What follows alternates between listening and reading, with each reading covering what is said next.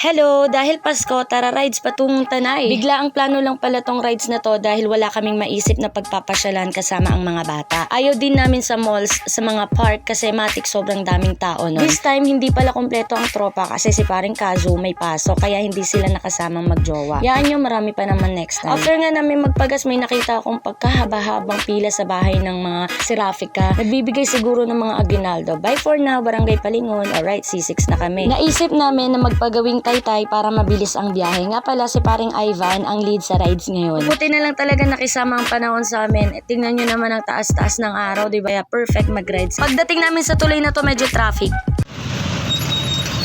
Ay!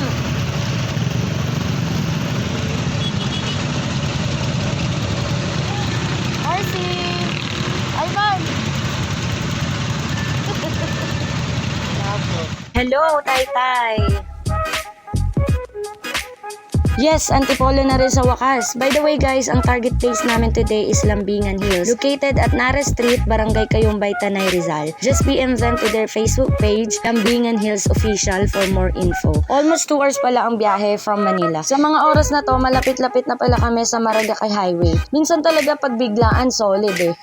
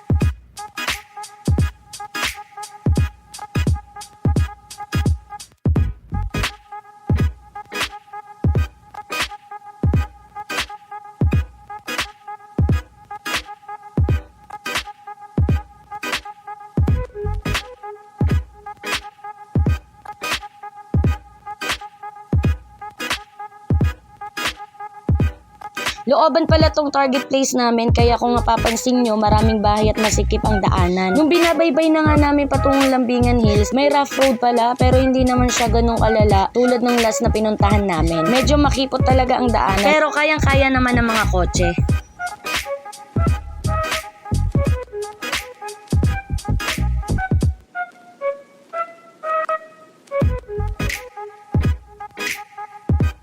Welcome to Lambingan Hills. Available for walk-ins kaso dapat day tour lang ang kukunin mo. From 7 AM to 5 PM only. Ang entrance fee for day tour is 100 pesos for adult, kids 50 pesos, 4 years old below are free. Overnight naman, kailangan mo mag-advance booking para sa room na kukunin mo para at least maganda yung pag-stayan nyo. From 2 PM to 12 noon naman yon. Ang entrance fee ng overnight is 200 pesos sa adult, kids 100 pesos, 4 years old below are free also. Amenities available, ihawan, comfort room, in fairness sa CR nila napakalinis. Free tent pitching kung may mga dala kayong sariling tent, recreational activities, swimming pool and fish pond. Cottage available, day tour 200 pesos, overnight 400 pesos. Regarding naman sa mga rooms, PM nyo na lang sila sa FB page nila Lambingan Hills Official. Sa parking naman nila, 20 pesos bawat isang motor. By the way guys, pag mag-rent kayo ng tent sa kanila, 800 pesos each. May dalawa silang sari-sari stores, lahat ng needs nyo is available na sa kanila.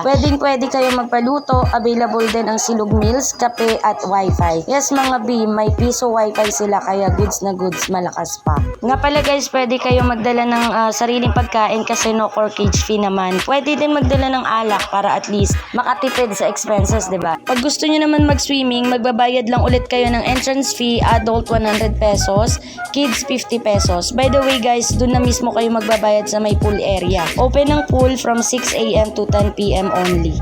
I highly suggest this place kasi kung ikaw ay nature lover, ma-appreciate mo ang kalikasan makikita mo dito sa Lambingan Hills. Sobrang lamig, presko ang hangin. Masarap mag-unwind sa lugar na to. Sulit na sulit ang pagstay namin dito ng overnight. I'm sure babalik at babalik kami rito.